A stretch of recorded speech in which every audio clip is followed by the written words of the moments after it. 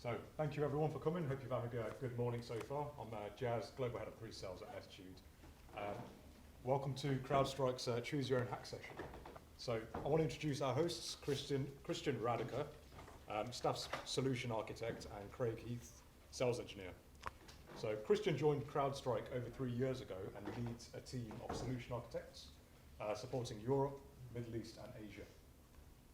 Craig originally worked in the Falcon Complete MDR investigating and remediating threats across the Crowdstrike client base.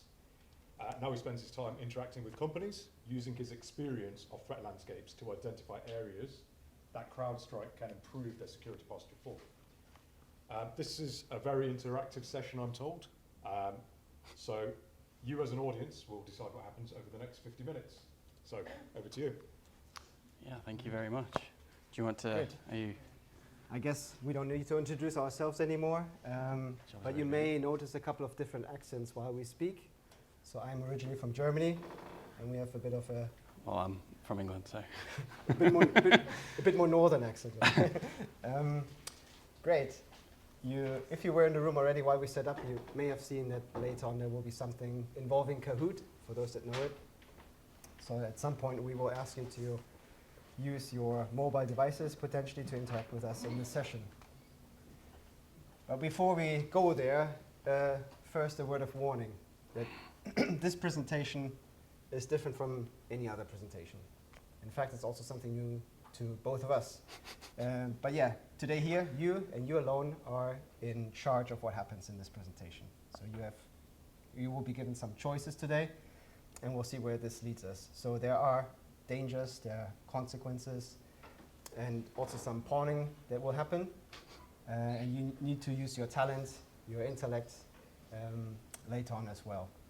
And it says in here, it could lead to wrong decisions, which could lead to a catastrophe or even death.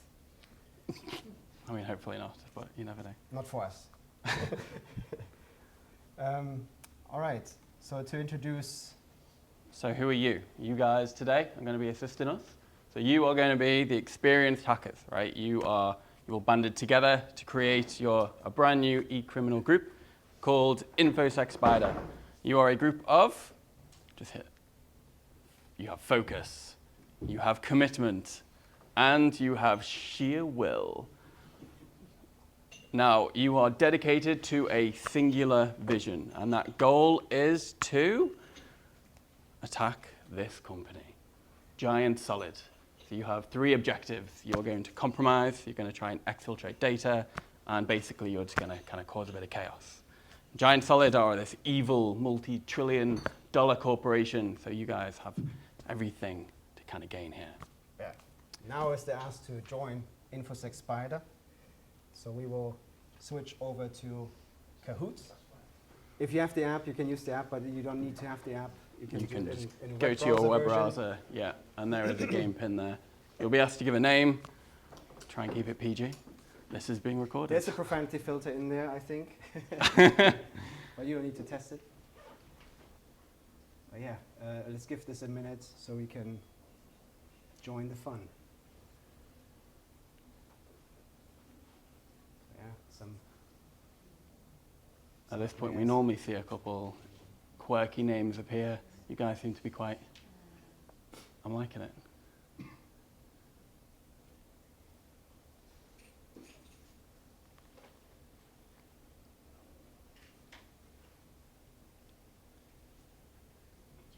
Mellow. I like that one. all right. Rootkit. 21 now? Rootkit's the one we need to look out for here. Coming sooner.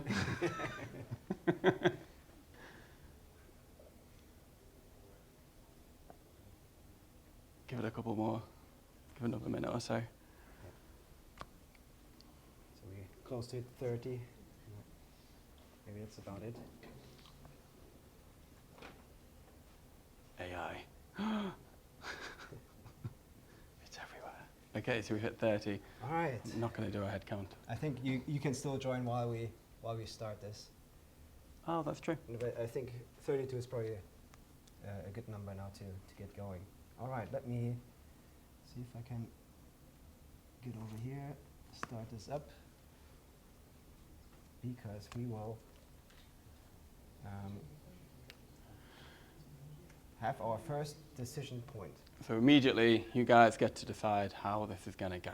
You have two options, and we're going to ask you to vote using the app, whether you want to start this with some open source intelligence, collecting data as you can, doing some cloud scanning, or whether you want to try and physically access the Giant Solid headquarters. So, the big question, take your pick. Already. What kind of We see? already have 28 answers. Oh wow, 29. I mean, already ahead of it. We'll see where this goes.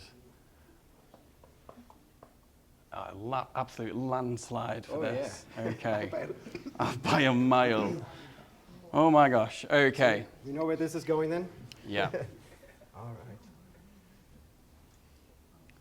Let me see. Where's my mouse? We want this one. Lest there be dragons. Okay. So it's time to make some friends. So we all know that finding and connecting people, it can be quite easy nowadays. We have things like LinkedIn, which is really useful for that. You can get some really good information from people's profiles. You can request to connect with them. You can start chatting with them. Maybe they'll even divulge some information there. But job listings can also be gold mines. Now, we know that, can I go back? Let me go back one. We know that from this this job listing here that SQL is mentioned. All of a sudden, we know that Giant Solid leverages SQL. Now, if we switch over to Shodan, we can see what we find. All of a sudden, we have 12,000 hits. Lots of common SQL ports are being leveraged here. Things like 1433, 1434. Amazing. It looks like we've also got some nice operating systems available there as well. So we have a large number of machines here with port 3389 exposed. And let me just kind of click through. Oh, I've gone too far. There we go, sorry. Essentially, what we could do is we can try to query some of this information. We could try and brute force some of these RDP. Or we could turn to our underground friends. We can see whether there's any previously leaked credentials, whether there is any things for sale on the dark web, all of this kind of stuff. So if you hit that arrow for me, we're building a nice picture of what this looks like. So now it comes to a second decision. Do you want to exploit these public-facing infrastructure, or would you like to try and buy some credentials from an access broker? Let's see where this goes.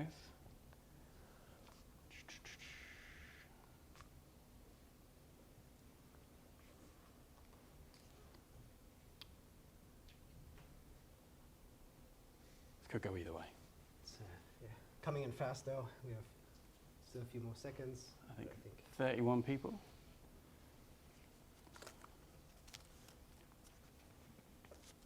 I think, Let's is that see. everybody? Yeah, let's see if we have a very, Ooh, it was a little bit closer. Okay, so we're going to try and exploit the public-facing infrastructure. Okay, great. How is this going to go?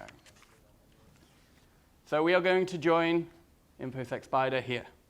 We've found they have a vulnerable Apache server. Great. And we have triggered a remote code exploit to basically get a reverse shell to our Kali box.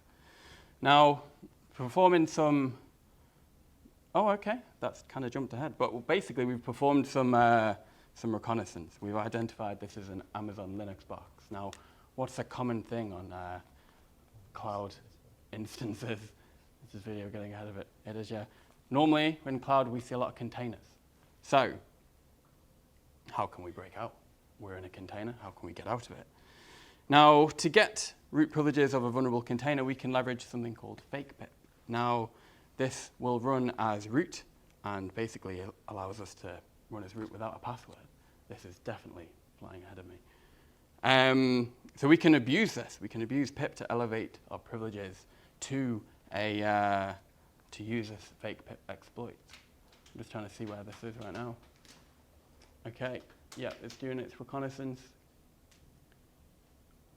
Did you pause it? I paused it. Okay, just hit play again for me.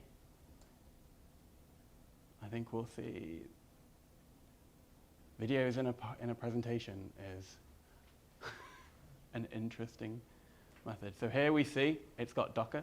So now we need to try and break out of this Docker. So what we're going to try and do is take advantage of what we're leveraging here, fake pip. So we're going to try and create a reverse shell using fake pip.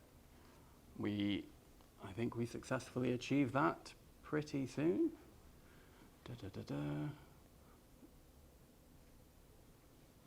Here it is, and we get a reverse shell connection.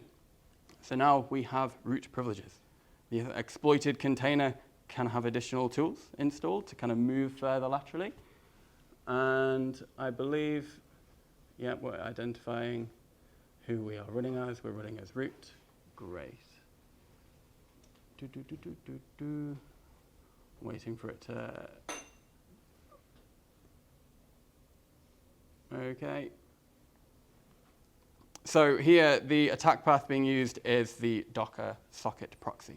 So we need to check whether the sockets are being used.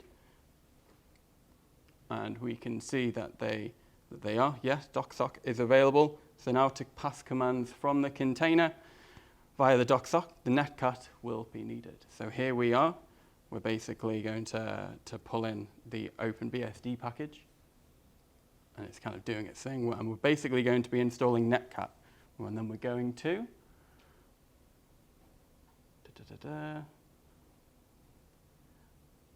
setting up netcat. Come on. Okay, so what that command is doing is changing the root password and allowing us to update the SSH config to allow root access with password access. Now, the container has everything that we need. Next step will be to kind of snapshot the container into a new image and start it up, which is kind of going. So now we have 4, wait for it.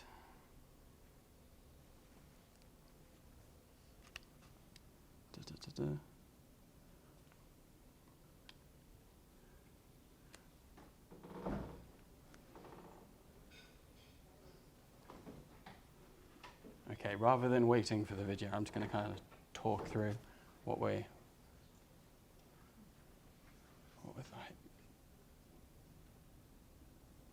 that? Okay, so basically we have root access to the container. It's running in privilege mode. We use some commands to kind of verify our privileges, and then we move into the final stage, which is breaking out onto the host.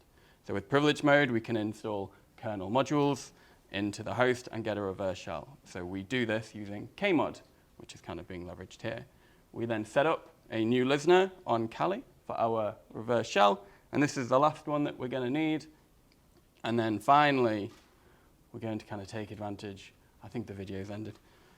We take advantage of the pre-configured kernel module, which is downloaded. We run it on that Docker host, and when the kernel module is installed, it will create that reverse shell to our Kali box.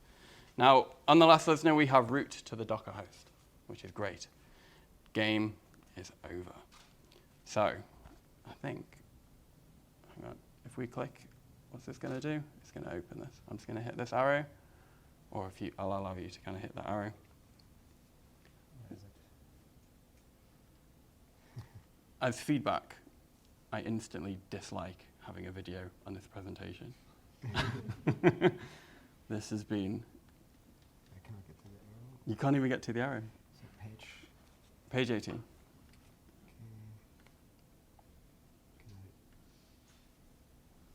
Oh, that's a nice button. Okay, amazing. Whew.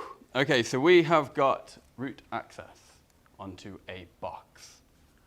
That took it out of me there. Okay, so now we have another decision to make. And this decision is to either try log into their cloud email, or try those credentials against some public-facing RDP servers. Let's go to Kahoot, and you will see that. Let's hope this is the next question. I don't think it is.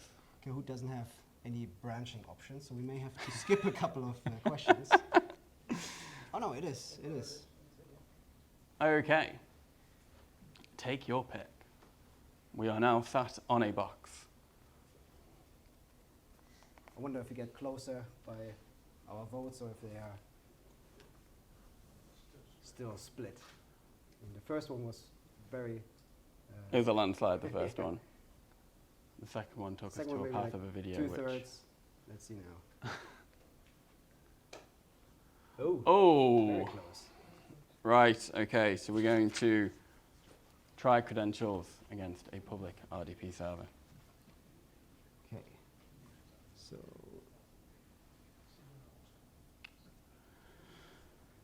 Okay, so here you settle into your favorite Hello Kitty game chair to exploit your newfound credentials against an open RDP which you found via Showdown. I feel like we've took a weird step in the story. But okay, so while you were performing some light recon on the machine, you noticed that they're still running server 2000, 2008, not R2 even. This is very old. Server 2008 R2 is like 15 years old at this point.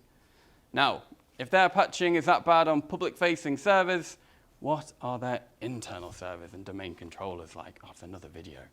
Gosh dang.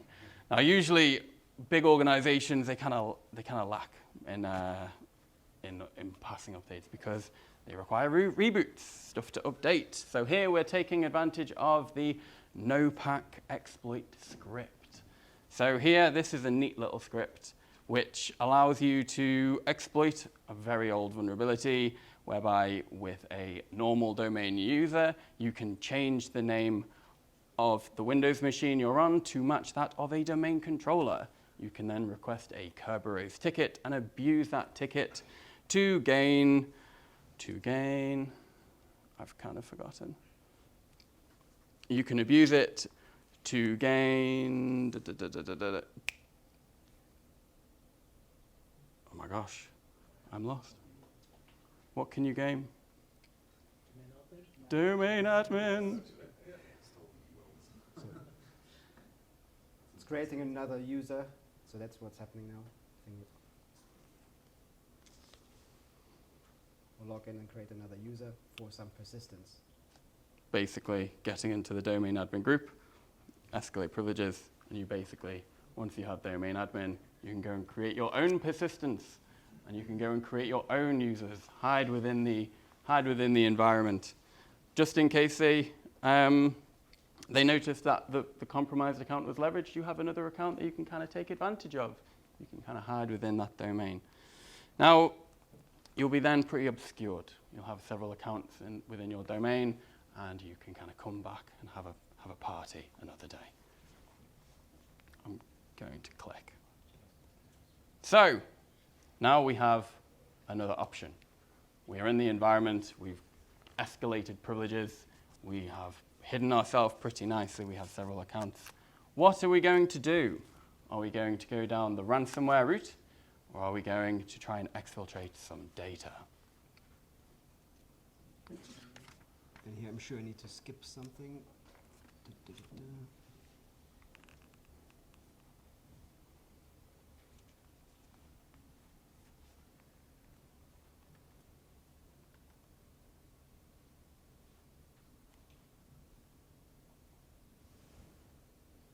There we go.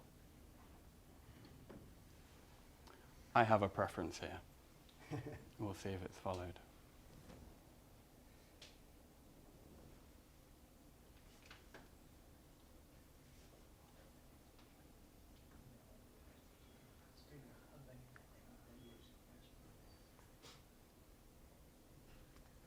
Let's see, one of them, oh yeah. It's, yeah, Excellent exfiltrate choice. data. It's my favorite choice, if I'm being completely honest. So, I'll kind of let you. Let's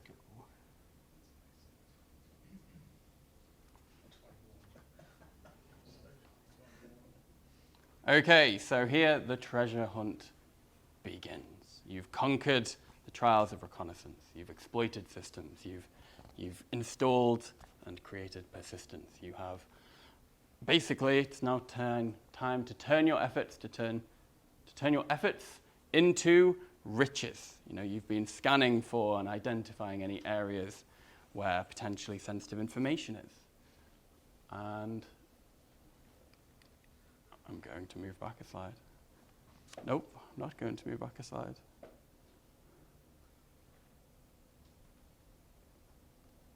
I don't know what's happening. 24. Yeah, how did we go back? Apologies. Okay, so you're going to search through directories. You're going to find that sensitive information, and then you're going to try and take it. It could be finance information. It could be like PII. It could be anything. So how and where do you copy this data? So first, you compress the data, maybe using a simple tool. It could be 7-zip. It could be gzip. Who knows? And you also want to minimize any noise. So identify specific systems to kind of stage that data, reduce the number of C2 connections that you have, ultimately lower the chances of being identified. So now it's time to ship your data. This could be using something like rclone, Megasync, or even FileZilla to the rescue. Job done. Now all we have to do is prepare the data for publication on a data leak site. Let the negotiations kind of commence. Let people try and buy your data back. Now here, interesting. It should take us here to game over. You've managed to successfully get into your organization, achieve your objective of stealing data.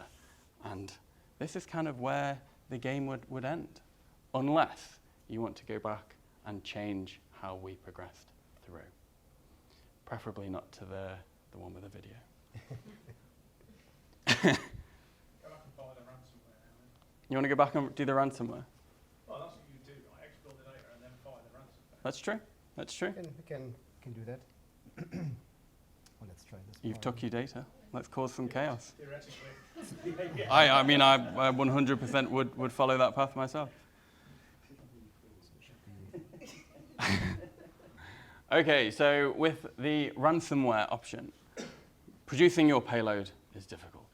Now, it also takes a lot of time to kind of create your own ransomware, so why not partner with a ransomware as a service? There's plenty to choose from, but what do you get?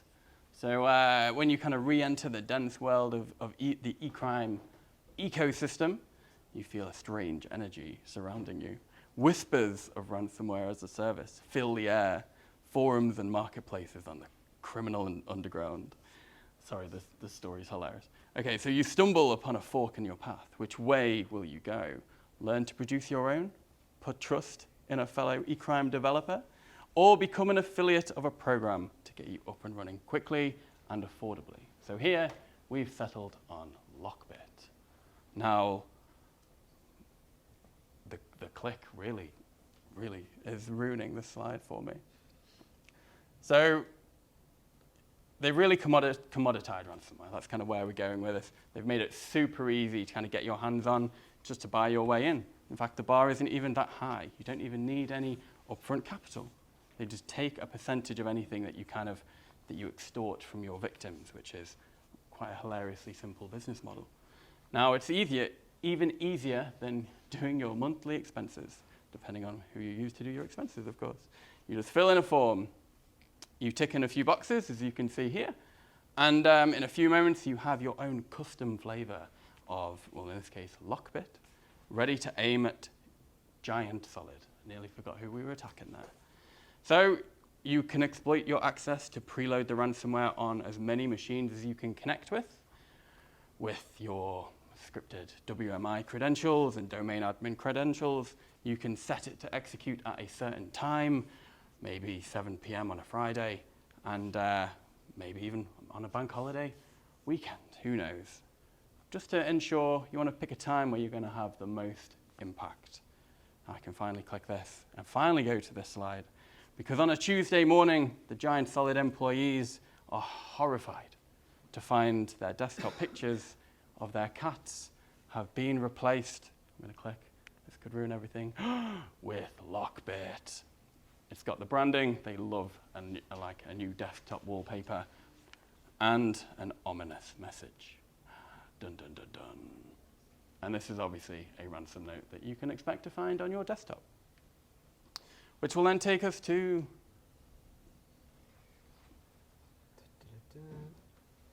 game over yet again. This time we've managed to ransom our target. I do agree though, I think we should have exfiltrate then ransom. I think that should be the story. But there's a trend Feedback. for the exact opposite. Threat actors just exfiltrating, not even ransoming anymore.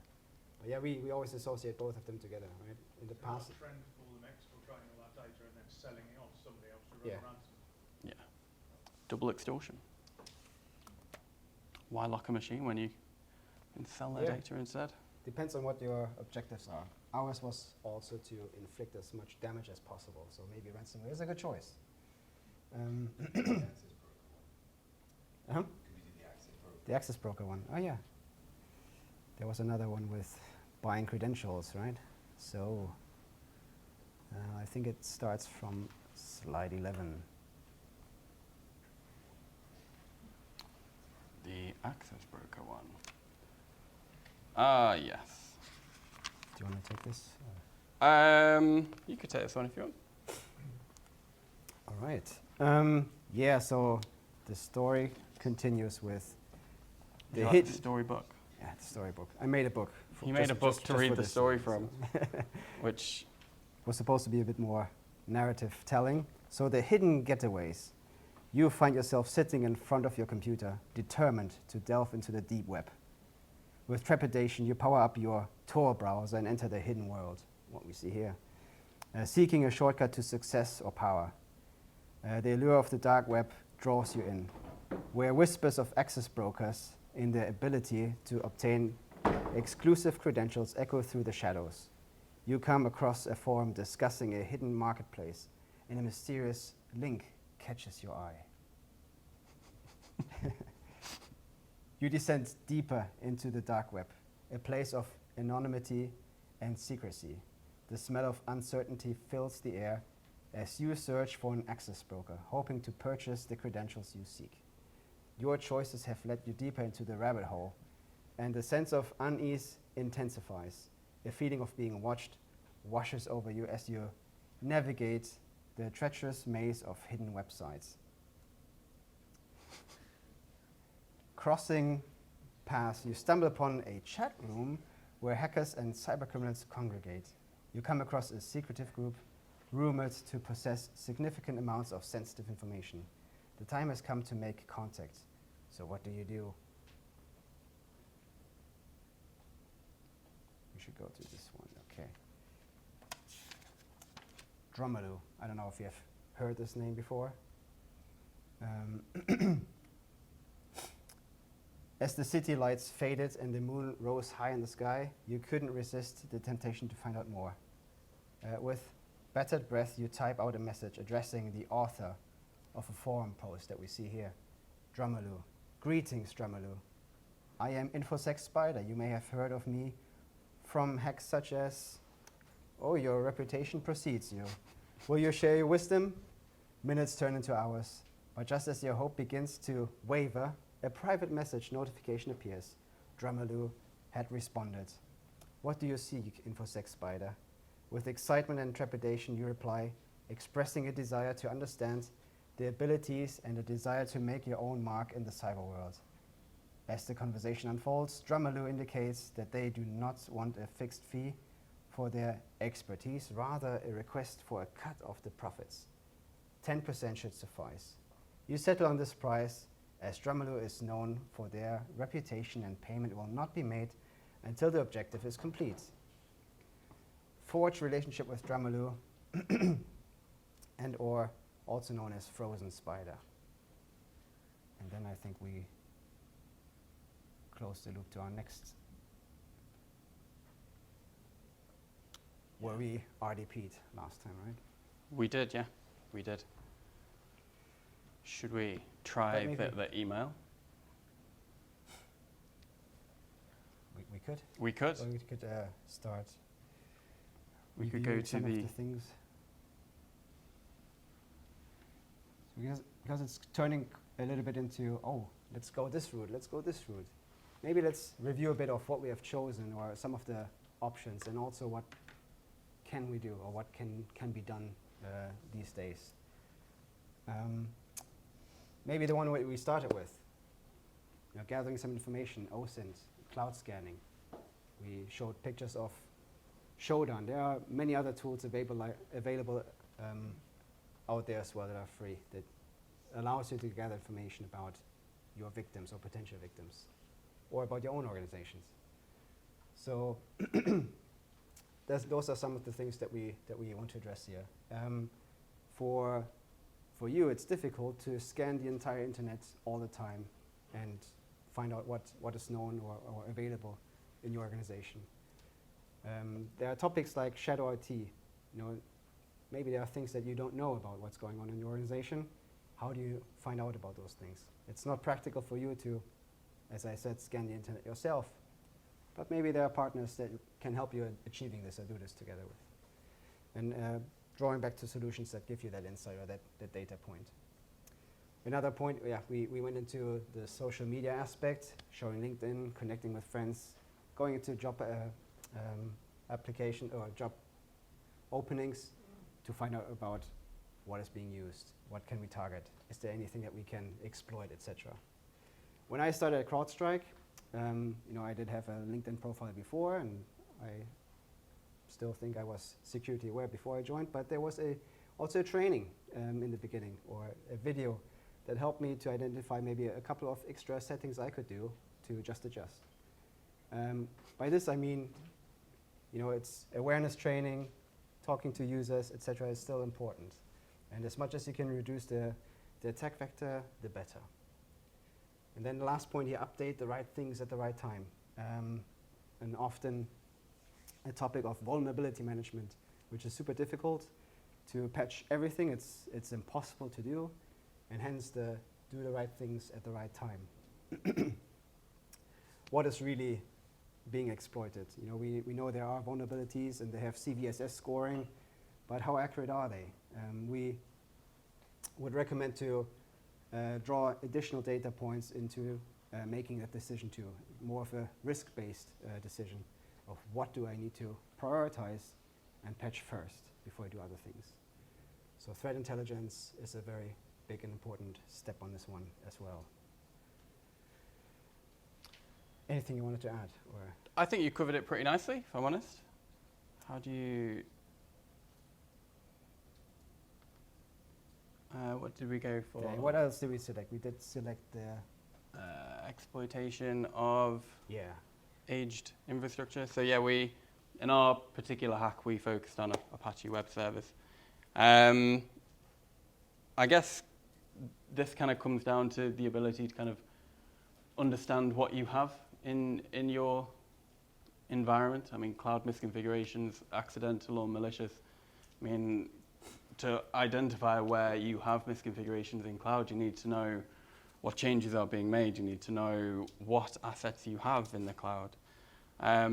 Reduce attack surface by unplugging. I mean, do you need all of these things to be running? I'm going to assume yes, but do you know what your attack surface looks like? Do you have assets out there that are sitting exposed that maybe you'd forgotten about or were unaware of? It's more about that, the visibility, the discovery, inventory of kind of what assets you have. Because how can you kind of patch and protect the things that you don't know about? Again, comes a bit also again what we said before with the shadow IT part. You can only protect or defend against what you know you have, and those things that you're not aware of, it's very difficult. In my past, I've done a lot of CM projects, and it's always quite important to have that visibility. What are your assets? What do I need to protect? And if I ask questions, or if I ask questions of, how much do you trust your CMDB? I always get a very frustrating answer, but everyone is frustrated with CMDBs anyway. But yeah, it's that part too. We need to rely on some on scanning solutions to get visibility into what is in our environment as well as what is externally also known about us, or what is available from an external point of view. And then one point I also want to address is the resist application and service lift and shift. I mean, as tempting it is to move to cloud and to maybe save some money doing so, but just to lift and shift, you lift and shift your problems and potential vulnerabilities as well. So if you have this cloud strategy, you should definitely consider refactoring things, you know, rebuilding things potentially to make them purpose-built. I think the cloud misconfiguration piece as well. I mean, it says here accidental or malicious. It's being able to track what changes have been made, you know, tracking the behaviors across that control plane. So is someone making some changes within the cloud? Maybe they're turning off CloudTrail as an example, you know, disabling logging. Is that, you know, a purpose change, or is that someone doing something in a malicious way? Is that a malicious behavior we need to be on top of? Things like that. Okay, perfect. Next one, and I'm glad you asked for let's go the access broker route, because it is a trend that we have observed in our yearly and global threat hunting report that we bring out, that there's it's skyrocketing. It's a big rise of attackers logging in and not breaking in anymore. Just repurposing stolen credentials that they buy off the dark web, like we did in the story, and it's a big increase. So the number we see, 112%, is what we have seen in the last year, with a lot towards the end of the year. So it is picking up a lot, and we see also identity-driven attacks are on the rise. And how do I protect my identities? What do I do? How do I maybe defend and protect my Active Directory if you use it? These are questions and that we need to answer. Fatigue-resistant MFA. It's another good one. So nice screenshot here. We all talk for a couple of years about MFA everywhere, MFA everything. But it's also introducing problems, which is here addressed as MFA fatigue. You know, if you bombard a user with thousands of pop-ups or SMS messages, at some point they will just click on it to make it stop. So also there's maybe a way of thinking of alternatives that can help and assist as well. Yeah. Good. Anything else? Also, any comments? Then feel free. Yeah. to Any let's questions go. or any Mike? Let's try and keep this interactive. This will be very much a one-way conversation at this point. Based on time, do you want to? So go to. You can just click to the. Which other ones do we choose? Ransomware, data exfiltration? Yeah. We'll do ransomware first. Obviously, when we were speaking pretty openly about ransomware as a service, it's that near zero barrier to entry. And nowadays, like with the access brokers, being in there, getting into an environment, getting credentials, selling that on the dark web, it's just making everything so much simpler, because you can simply buy credentials from your access broker, and as a ransomware service, you can leverage your tools to kind of come in and deploy. So it's so easy to do nowadays. And I don't need to be a technical person at all to leverage ransomware, right? I can buy stuff off dark web. I can ask other people to do the work for me. They just get a cut, and this is why this is very much on the rise too. Or everyone probably in this room is thinking, or ransomware maybe even have to deal with it. But you know, everyone is a target, so they don't stop. They don't care if people don't get their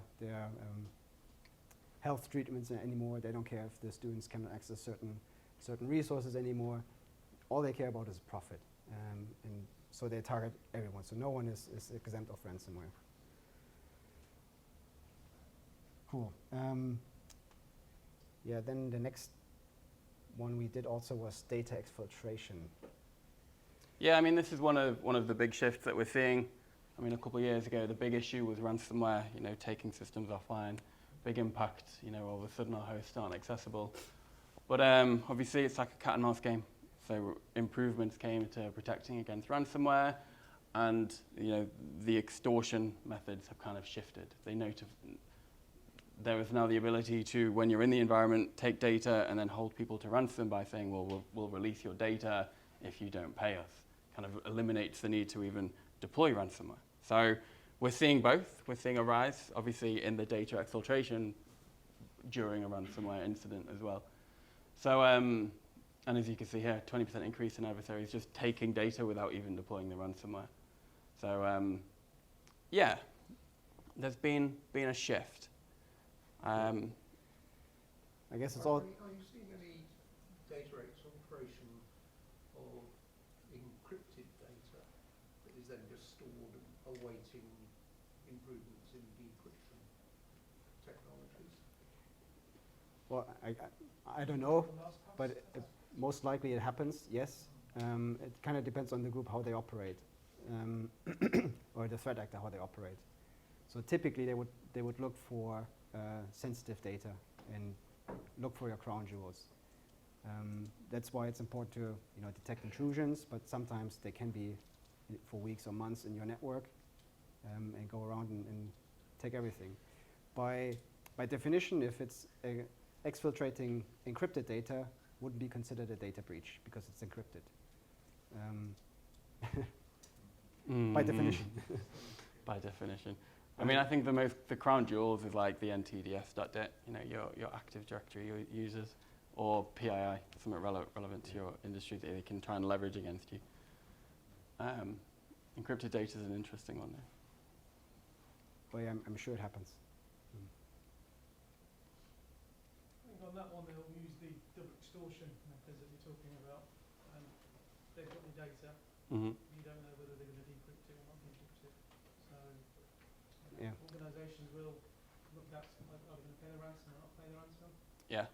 Or there's governments and agencies are saying don't pay the ransom. Mm-hmm. So when you do slip down that route, then it leads into a lot of legalities and those Mhm. aspects. So just other things to think about. Mm-hmm. Yeah, I agree. I mean, I think the main reason for the growth is how many people, like when you think ransomware, have now got a backup strategy. So we get ransomed, we can just resort to the backups and, oh, look, we've just lost a couple of days' work. But now we have another reason to kind of be extorted. Yeah. The point you make there goes to immutable backups. So most people will have immutable backups, but how do you know your immutable backup hasn't got the ransomware in there? Exactly. How long have they been in your environment for? So you've got to go to that point of knowing that I Mhm. can store at a safe point. Mm-hmm. How far have they been in your environment? Exactly. So there's a lot of work to be done around that as well to understand what that timeline looks like. And that's all visibility, isn't it? Being able to track who's doing what in your systems and when it all kind of originated from. So backup is still a very important key, but it's not the silver bullet, right? So I guess that's where we all can agree on. And I think did we cover all of the slides that we did? yeah, I think that's all the options that we chose.